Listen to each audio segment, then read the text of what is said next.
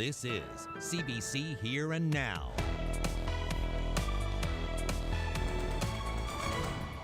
Look at me. Great. Investing into our lounge is a significant capital expenditure. Overall, we've increased seating capacity in and out of St. John's. Air Canada unveils a redesigned lounge and bigger planes. The airline shows off its bells and whistles. But why is it cancelling late-night flights to St. John's? Good evening and welcome to Here and Now. I'm Debbie Cooper. And I'm Anthony Germain. Well, if you're looking to get a late Air Canada flight to St. John's, you're going to be out of luck. Air Canada is adjusting its routes to this province's capital. Those changes come as the airline says it's beefing up its commitment to the city with a new lounge and bigger planes. Here and Now's Meg Roberts is live from the airport. So Meg, what flights have Air Canada cut? Well, it's a late flight, but it gets you home. Air Canada has decided to cut its 10:55 p.m. from Toronto into St. John's. It also will be eliminating its 1 a.m. arrival in from Halifax, but the company says it's committed to the enhancement of the airport. That's Air Canada's staff and local politicians announcing the opening of the new Maple Leaf Lounge in the St. John's Airport. Today, the airline unveiled its 23rd lounge, which includes a kitchen, reception area, and private bathrooms. I think this says it all. I mean, investing into our lounge is a significant capital expenditure, and the fact that we've done that it shows our commitment to St. John's, shows our commitment to Newfoundland. Air Canada is redesigning the lounge at the same time the airport is undergoing an expansion. One thing that isn't expanding, though, the number of flights. Air Canada says in a statement that it's continually adjusting its schedule. Since last September, our overall capacity between Toronto and St. John's has increased as we now offer 8.6% more seats. But that also means it's cutting its late night flight. So the latest flight out of Toronto now is 8:25 p.m. St. John's Mayor Danny Breen says because of the late timing of the flights, he isn't concerned. I think everybody adjusts at the end of it, and I'm sure that it'll be great if there was another flight out of there late that you could get. But what you do is you try to adjust your schedule the best you can. But I think what's really key to look at overall is that there's an increase in the capacity and the number of seats that are coming from Toronto to St. John's, and that's the important thing to remember. It's unclear as to why the late-night flights from Halifax and Toronto have been cancelled, and it's also unknown as to the impact this will have on commuters coming in from other parts of the country. Now, that lounge opens up tomorrow morning. In order to be granted access, you must fly business class, be a member of Air Canada, or you can buy a day pass beforehand. Reporting live in St. John's, I'm Meg Roberts.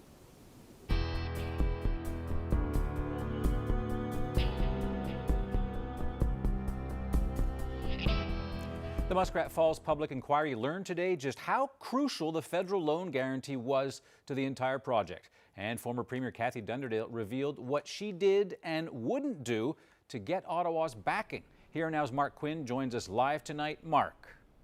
That's right, Anthony. Today, the former premier explained what was going on behind the scenes as the province negotiated a federal loan guarantee for Muskrat Falls. At the House of Assembly, the message was clear.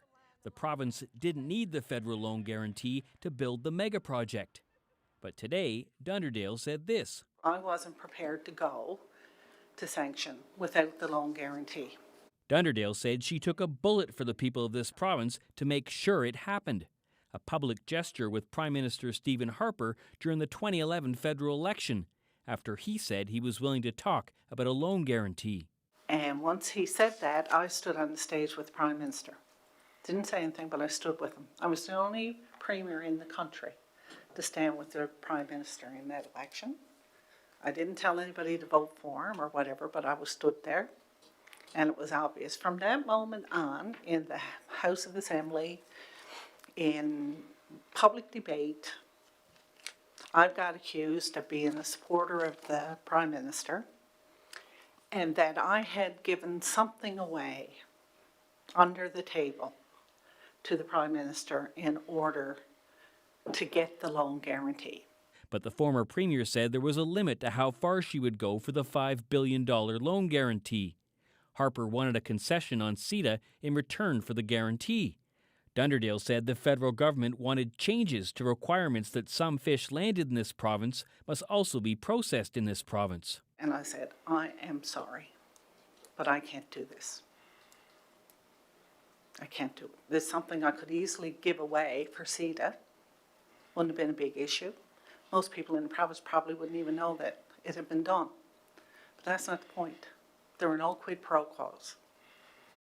Despite that, Harper did make good on his promise to give this province a federal loan guarantee, and in the end, Dunderdale says she left the negotiations with her dignity intact. Live in the newsroom, I'm Mark Quinn for Here and Now.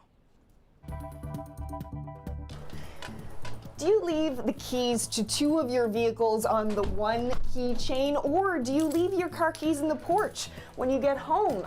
Well, car thieves certainly hope you do. Coming up, we'll speak with one family who learned the hard way. The trunk was beaten, the hood was beaten, the quarter panels were gone off it. Well over $10,000 worth of damage done to the vehicle. And we'll get some advice from police about protecting your property. So was Carolyn's point, I shouldn't be leaving the keys next to the door? Oh, will be revealed. Oh no. Most of us do. You know, we have key hooks. Keychain or key hook, yeah. Yeah. Anyway, I'll be interested in listening to her report and seeing it.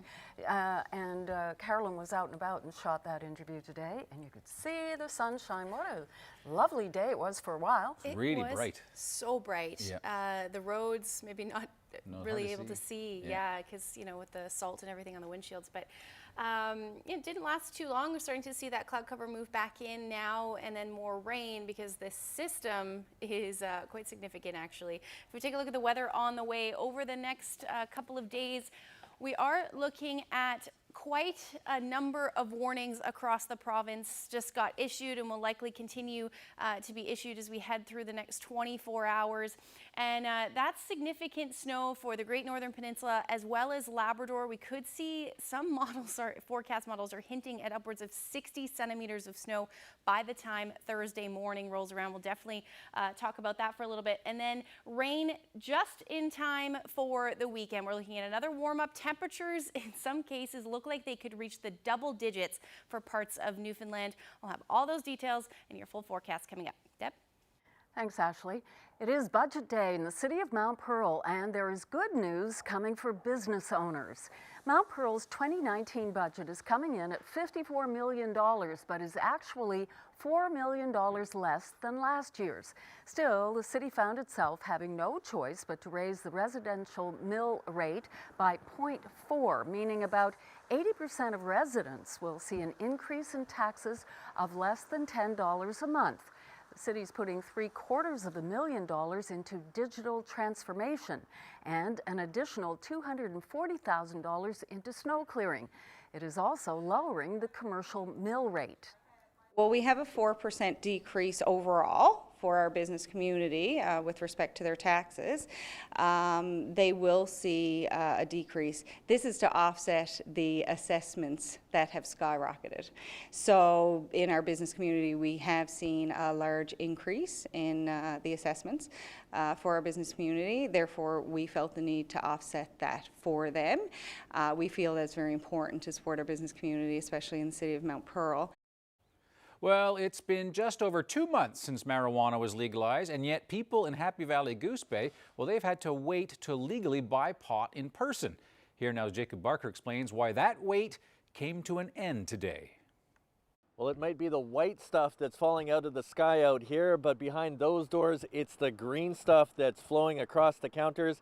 And if opening day crowds is any indication, there's a healthy demand here in Happy Valley Goose Bay for cannabis. The lineup this morning was around the side of the building, and it stayed like that for quite some time. Something that I've been waiting for a long time, really, because I'd never ever thought this was going to happen. And I'm glad that the Liberals made it happen.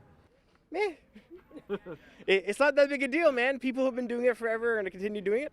People who haven't might try it, but it's really status quo, and government's trying to make some money. That's it. Definitely the oldest person here, but as I said, it's been 40 years that I've been waiting to do this legally, and it's about time. The nice thing is it's perfect timing for this time of the year, because I wouldn't mind a little bit of cannabis in my Christmas stocking. Getting their first looks, customers saw a modern storefront for the small town. Sativa with the highest grade THC that you get. Okay, yep. Knowing what they wanted, customers wasted no time in making their purchases. It's great. You can actually come in the store and buy it legally for once. As rather than trying to find it on the street and where you don't really know what you're getting half the time. I am ecstatic. I can't wait to go home now and try some, and it's a darn good feeling to be able to finally do this after all these years. Tweed says it took a bit longer to get the shop open here in town. That's because of the challenges in constructing a storefront that's consistent with others in a more remote area. Goose Bay is a very unique area, and we knew that we would be dealing with some unique challenges, and we wanted to make sure that we could navigate them. The long lines surpassed expectations. The staff is there to educate about cannabis and bring a big city experience to a smaller town. We're definitely a bigger fish in a smaller sea here, and I know a lot of people, even though they may be customers of Tweed, they may not want to be identified as that.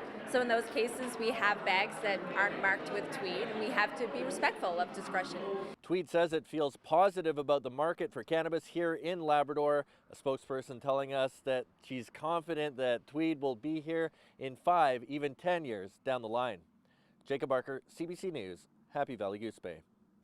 So a lot of happiness in that brick and mortar shop in Happy Valley Goose Bay, and they may have gotten off to a later start than the rest of the province, but sales right across Newfoundland and Labrador, well, they were pretty quick. In the first 6 weeks of legalization, Newfoundlanders and Labradorians bought more than $6 million worth of marijuana. That's more than $1 million of pot per week, enough for everyone in the province to roll a couple of joints each. Now, the RNC has issued 11 tickets since legalization, 7 for having weed within reach inside a car, not supposed to have that, 3 for consuming cannabis inside a car, and 1 to a teenager for having weed underage. And nobody has been caught while driving high. Top officials with the English School District were at the legislature today to face a watchdog committee of MHAs from all parties. The MHAs asked questions about how a fraud scandal happened at the school board and what's being done to fix the system. A recent report by the Auditor General found pervasive financial rule breaking and poor oversight at the school district. The police have been called in. People are rightly... Because there are ongoing criminal investigations, we can leave that to the proper authorities. But we have to ensure that all the processes that will prevent this from happening, but also that will facilitate responsible procurement, are in place. One of the big cultural shifts now is that it's not just the children in classrooms that the focus. Everybody in all our organization is aware of the financial component now and the fact that we've got to do these things and processes correctly. The school district wants to add new financial systems, but that comes at a cost. The Education Department is considering that request as part of next year's budget. Police arrested a man in the east end of St. John's this morning for allegedly attempting to rob a bank. It happened at around 11:30 at the Scotiabank on Torbay Road. Police say the man used a weapon during the incident and charges are pending. Well, passenger numbers on Marine Atlantic ferries, they're up again, but that likely won't mean a break on ticket prices anytime soon. According to the latest report, the company had about 330,000 people and 123,000 passenger vehicles ride in the ferries in the past fiscal year. Now that's up about 5%. However, commercial traffic was down. Marine Atlantic CEO Don Barnes says fuel prices and wages have risen, so it's too soon to say what an increase in ridership is going to mean for those ticket prices. Marine Atlantic added a fuel surcharge to the cost of a ferry ride back in April, but fare rates, they are set until March of 2019. Well, now for a little update on Edward Shepherd. The 82-year-old veteran recently had his guitar stolen from his home in Stephenville Crossing, and it was a gift from his late wife. And I'm smiling because it turned out to have kind of an interesting and happy ending. Alan Doyle heard about what happened and decided to give him a guitar from his days back with Great Big Sea. And Mr. Shepherd, well, he's been strumming away ever since, and his daughter sent us this video. Take a look. You are my sunshine, my only sunshine. You make me happy. The skies are gray. You'll never know, dear, how much I love you. Please don't take my sunshine away.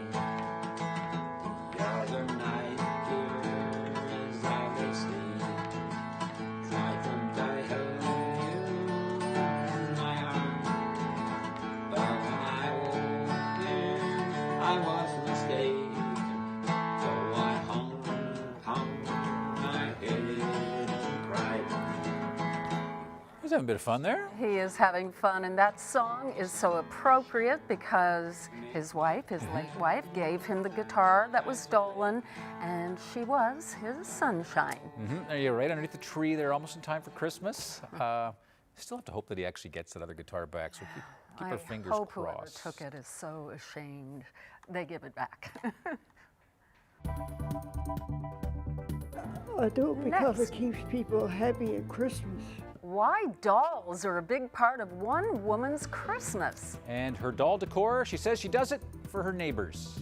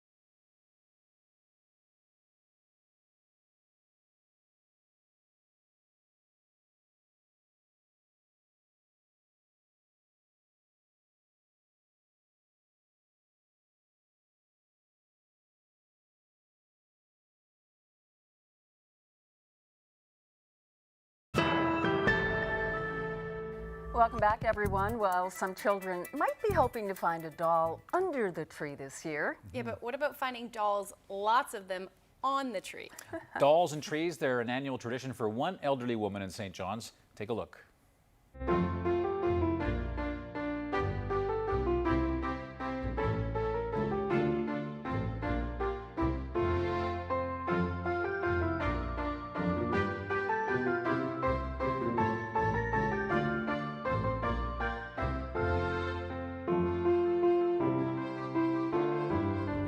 I do it because it keeps people happy at Christmas.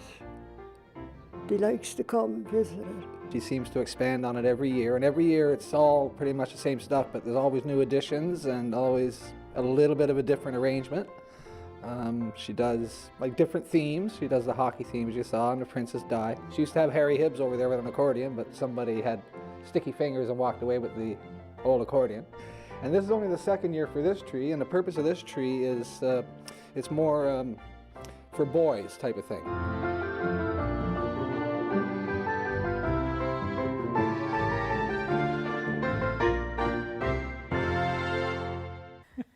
Wow, that's joyful. It is, and when I went there, I met Muriel. Her neighbors are all kind of hiding because they didn't want to be on television, but they were all really, really happy to see this because she had said last year was her last year. She wasn't going to do it again. And there's a guy who lives downstairs. He said, no, it's just not Christmas without this. So she went out, and I think her nephew helped her put them all up, but there are lots. And she has 7 boxes of dolls in her apartment that she didn't put out this year. Does she just do them all year, like all through the year? She's had them, she gets them all for decades now. And she knit every single outfit on those dolls That's herself. amazing. Yeah, That's it's quite something. Merry Christmas, Yeah, Muriel. Merry Christmas, for sure.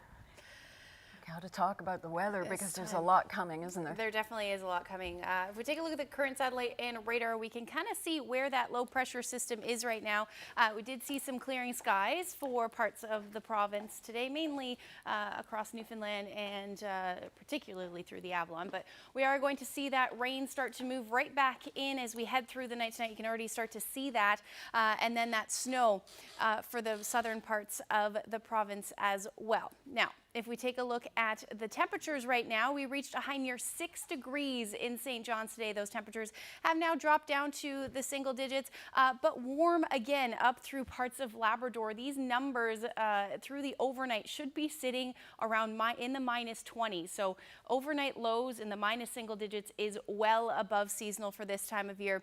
But as we head through the night time, we are going to see those temperatures slowly drop. Those winds are going to pick up out of the northeast as we head through the night tonight as well. So rather northwest, 50 gusting 70 along the west coast, and then we're going to see southerly winds for the most part for the Avalon, easing slightly to about 20 to 40 kilometers per hour through the overnight. But again, that potential for rain changing back over to snow by the time the morning rolls around. And then here's a look at that temperature, or the temperatures rather, for Labrador. Minus 18 in Labrador City, so just a little bit above seasonal, but hovering around minus 1 as your overnight low for Cartwright, and then minus 5 for Happy Valley Goose Bay. We are looking at some snow tonight. 5 to 10 centimeters is expected through the overnight, but a number of warnings in place. So we'll take a look at those quickly here.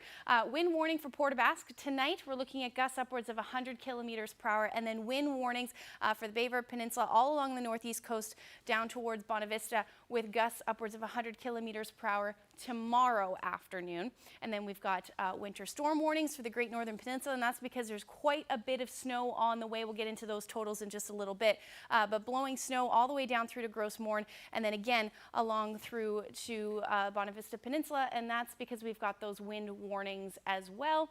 And then up through Labrador, more warnings in place. Winter storm watches from Postville to Makovic, all the way down through to Northern Bay, Lodge Bay, with Cartwright already in a winter storm warning. So here's a look at what we're expecting wind-wise, because this will be the most significant as we head into the afternoon tomorrow. We can see those winds start to pick up anywhere from 70 to 90 kilometers per hour, even more so through the day and into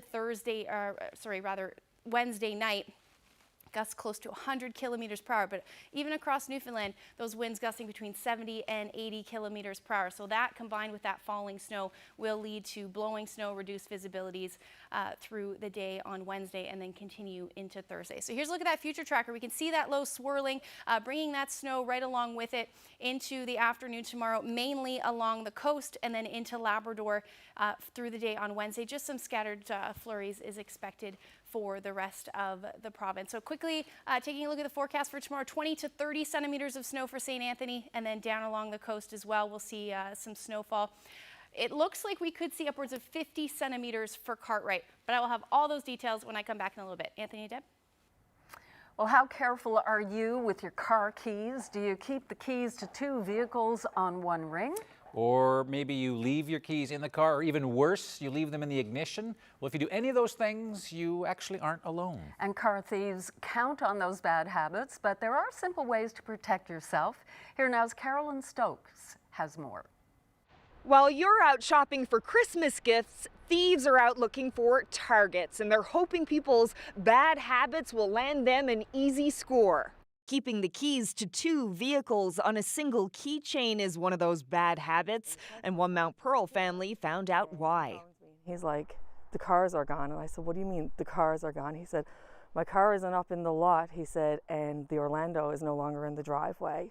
That night, her husband had been at work in one of the lots here off McNamara Drive when he misplaced his car keys. He either dropped them on the ground or left them in the vehicle, but that night, thieves were on the prowl and they were about to get lucky. And they were in the transport trucks and found the keys and took the Impala and realized, hey, there's another set of car keys on this. So there was a little bit of junk mail or the registration, whichever way they got it, and picked up our address and came down and took the Orlando right out of our driveway. I was still awake. My 2 girls were just gone to bed and had no idea. The thieves took both vehicles and immediately started a crime spree. Police believe they broke into 3 businesses using the Orlando as a battering ram. That vehicle was recovered hours later, but beyond repair. The second vehicle, the Impala, was found a few weeks later, damaged but still usable. Took a couple of days for me, I think, to understand what happened to us. But when I seen the Orlando, I think it's when I actually seen the Orlando, I realized, oh my God, my car is gone. They violated us. What we're seeing is more crimes of opportunity. RNC Constable Jeff Higdon says thieves usually steal vehicles for one of 2 reasons: to use in another crime or go for a joyride. And a lot of times we'll see a vehicle stolen and there's multiple crimes. So, it's not uncommon to have a theft of gas file from one place and a car accident from another and then an armed robbery, and it's all in the same day with a stolen car and the same individuals. He says there are plenty of simple things you can do to protect yourself and your vehicle from car thieves. One tip, when you park, turn your wheel all the way and also pull up on your handbrake. It makes it harder for thieves to tow away your vehicle. And don't tempt thieves by leaving things of value in plain sight. Make sure you take things like your phone and your purse with you when you leave. Put anything of value in the trunk out of sight. And also just to be careful of what you're storing in your car as well. I mean, a lot of people will leave spare keys to their home. They may leave, all their personal documents, insurance. You don't want your vehicle and your identity stolen. Plus, you don't want the thieves to know your address. And this may sound obvious, but never leave your car keys in the vehicle and never walk away when your car is still running, not even for a second. Make sure you shut her down and lock her up. And another piece of advice, don't put your car keys in the porch when you get home. That's the first place a thief will look for them if they break into your house. Instead, put them somewhere inconspicuous. And here's another piece of advice from the Haywards. Our keys are separated. We have handfuls of keys going around now. We don't have just everything on the one key. Carolyn Stokes, CBC News, St. John's. The RNC says 274 vehicles were reported stolen this year, and that number is on par with last year. And if you're curious about which vehicles were stolen most often in this province this year, there's actually a list for that. Wedgwood Insurance put it together. There really doesn't seem to be much of a common denominator. The make and models are all different. So there's a 20-year-old Beetle and a nearly new Mini Cooper, a few pickups, a couple of Jeeps, and the most common vehicle taken, according to Wedgwood, a 2009 Nissan Maxima. So there are new rules and new powers for police across the country when it comes to impaired driving. And these changes affect people's rights, and they all kick in today. So here's what you need to know. Police can now ask drivers to take a breathalyzer test anytime that they've pulled people over. And if you don't want to, if you refuse, the penalties are now higher. You could face a fine of $2,000. And for those most serious cases of impaired driving, there's also longer prison time. Thousands of dollars spent on thousands of pounds of food, all going for a good cause. Right now we know that there will be 1,600 plus families coming to us. They'll go into the homes where people need them.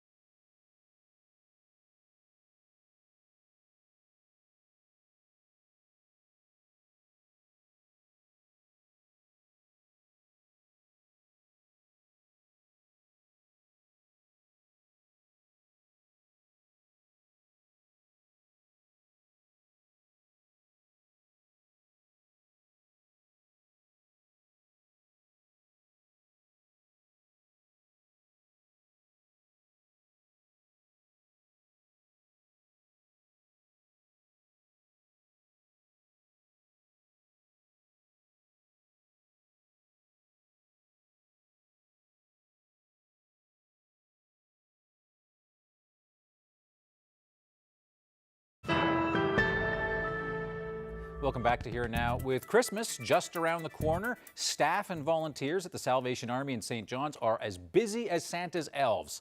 They're working hard to fill more than 1,600 food hampers for the holiday season. Here Now's Jeremy Eaton went by to scope it out. Varies, of course, on the size of the family. This would be a family of about 4 that I'm demonstrating today. The reality is that there's a lot of need out there, and this becomes even more obvious at Christmas. There are many people who cannot provide a turkey dinner like many of us can, or toys for their children. And so we want to make sure that everyone is taken care of this Christmas. So we have the cabbage and the turnip. It's meant to make Christmas special. And it's about giving hope. And hope comes in many forms, like lending a listening ear, or giving a helping hand, or saying a kind word. And hope also comes in receiving a Christmas hamper. Can't have the Christmas dinner without the good old salt beef. Right now we know that there will be 1,600 plus families coming to us. And so all of these boxes will get filled up, and they'll go out these doors. They'll go into the homes of where people need them. In addition to that, we also supply a smoked ham. It's all about treating people with dignity. And we want everyone to go away from their encounter with us feeling that they're cared for, feeling that they can enjoy Christmas just a little more because of the support and the help that they've received. So this is what a hamper would look like, and we're going to be preparing lots of them over the coming days.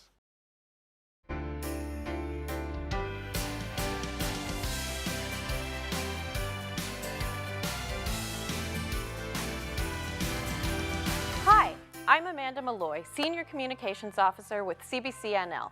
I'm here with a fundraising update. Since CBC's Big Feed NL Day on Friday, an extra $22,500 has been raised for the Community Food Sharing Association. That brings the total to $89,000 and counting. There's still time to pitch in. If you'd like to help out, head to cbc.ca/feednl and click the big red donate button. You have until New Year's Eve. Happy holidays. Canada Post has some good news to deliver just in time for Christmas. 3 weeks after striking postal workers were forced back to work, Canada Post says it's managed to catch up on most of its parcel backlogs. So those holiday delays were a result of rotating walkouts. Some of them happened in our province. The Crown Corporation says it's honoring normal holiday delivery guarantees across most of the country. Unless you've got family, there's one exception, and that's in Vancouver. The Coast Guard is adding 3 icebreakers to its fleet, the first new additions in 25 years. They're new additions, but the ships aren't new. They're used from Norway, and they're being brought in to help cover when existing icebreakers go in for regular service and other repairs. Molly Cool, North America's first female ship's captain, will be the namesake of the first new icebreaker. The other 2 won't be ready this winter and haven't been named yet. The announcement comes during what could be a heavy ice year. Already, the Coast Guard says ice conditions off this province are about a month ahead of last year, meaning the addition of the CCGS Captain Molly Cool is welcomed. It'll be great. I mean, having a newer vessel, from all accounts, she's very capable. Lots of horsepower, lots of power. It's great to have that extra hull. We say it's extra, but it is to backfill other vessels that will be going to VLE. But if we didn't have it, we would have a gap. Well, now to an unusual story out of Canada's north involving the wreck of the Franklin expedition. Some people living in an Arctic hamlet near the site say it is cursed, and that presents Parks Canada with a unique problem. Now, every crew member aboard the HMS Terror and HMS Erebus perished when the 2 ships became locked in sea ice while searching for the Northwest Passage. For more than a century, the ships, the crews, and their stories, they were all lost. When the wrecks were located in 2014 and 2016, Parks Canada began diving down to retrieve some artifacts. And here's the cursed part of the story. There's been a spike in the number of deaths in Johaven. That's the nearest community, and it was poised to become something of a tourist hub for visitors. And now some wonder if the whole place is cursed. after finding of these shipwrecks, they seem to notice that we're losing so many people, and they thought it was from that. Now, during a 2-week period in August, there were 6 unexpected deaths in the community, including a boating accident as well as an ATV rollover. Now, Parks Canada has assured residents that no human remains were found aboard the wrecks, and that if any are found, they're going to be left where they are. A local Inuit group blessed the site, and according to Parks Canada, that ceremony seems to have settled the community's concerns. I wasn't prepared to go to sanction without the loan guarantee. Former Premier Kathy Dunderdale continues her testimony at the Muskrat Falls inquiry.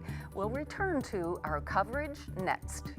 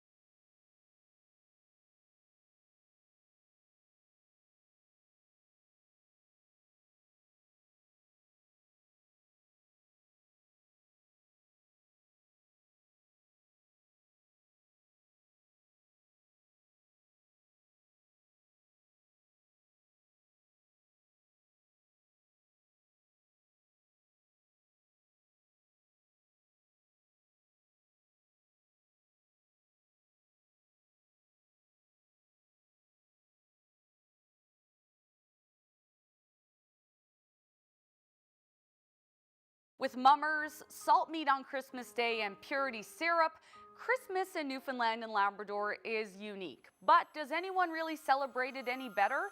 On Boxing Day, join us for a look back with A Christmas Past, a special show coming straight to you from the CBC vaults.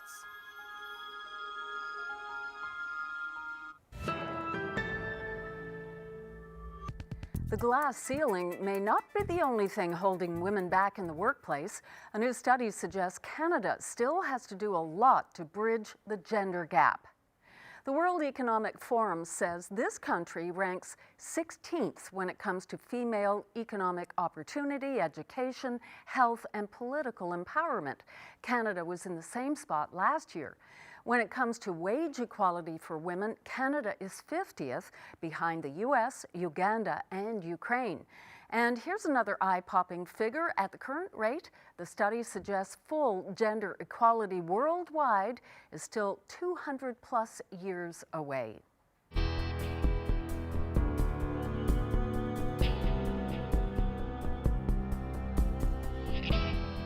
Let's take you back to the inquiry now, where today former Premier Kathy Dunderdale got her chance to fire back. You might recall some controversial comments Andy Wells made a couple of months ago. When the former chair of the Public Utilities Board appeared at the inquiry, he threw out words such as menacing, threatening, pack of bullies when he spoke about Dunderdale and others in the Williams government. She was asked about that today during her testimony. I'm not interested in getting into it with Andy Wells. Not now, not then, not ever. There's nothing to be achieved from that. Right. And I'm not engaging in that kind of behavior. And, you know, I might not have been happy with him. Yeah. I might have been fed up with him, but I didn't interfere in anything he was doing. Yeah. And the report was in, so I could have been unhappy with the whole darn lot of them. Yes. There was no impact or consequence.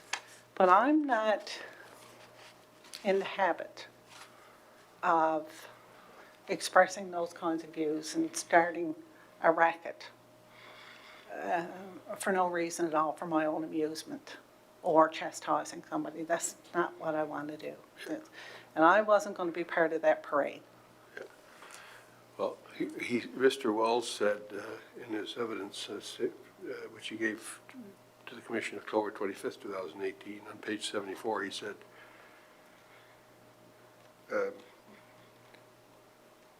I asked him,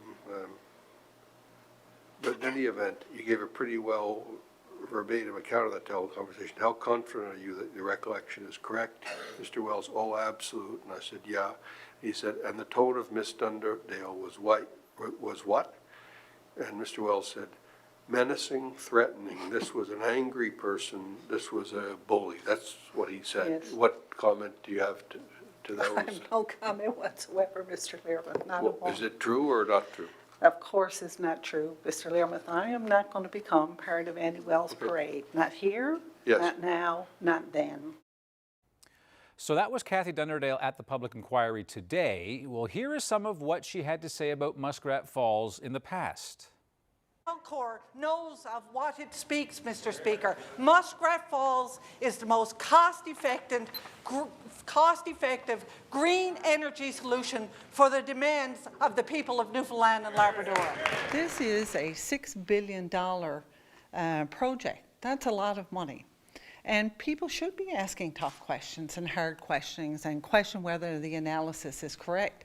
The onus is on Nalcor and the government to provide the answers, to provide them independently to the people of the province. So we absolutely have to get those numbers nailed down and know specifically the cost of interest, all of those kinds of things, so that when we release the report, that the figures are up to date. It will make us energy self-sufficient, and it will break Quebec's hold over Newfoundland and Labrador. It's not enough to say, I don't like the plan to develop Muskrat Falls, or I think Muskrat Falls is too much debt, or I don't believe we need the power. You have to have some expertise to back that up, because everything that we have presented through Nalcor and the planning of this project has been based on solid expertise. Our legal teams here in the provinces, Nalcors, we've had Emera's, we've had the province of Nova Scotia, we've had the federal government. You know, we have a great deal of expertise amassed that'll stand up to anybody who's on the 2041 team, let me tell you. Today we stand tall and proud on the shoulders of those who've come before us, knowing that we have not squandered their gifts, but invested them to give our children a brighter, more secure and prosperous future. Generations to come will look back on this decision as the dividing line between short-lived riches and sustainable, renewable wealth.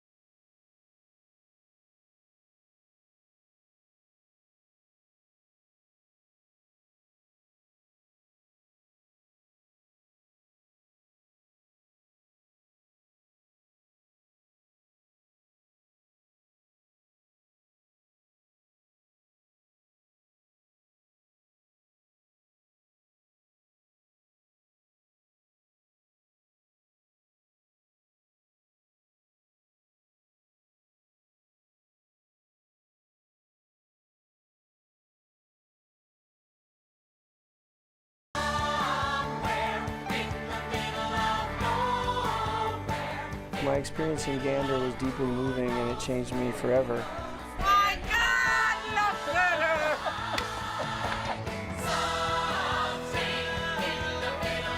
I have never, ever met anybody as nice as the people in Gander. You ought to be so proud of everybody here. We're so thankful.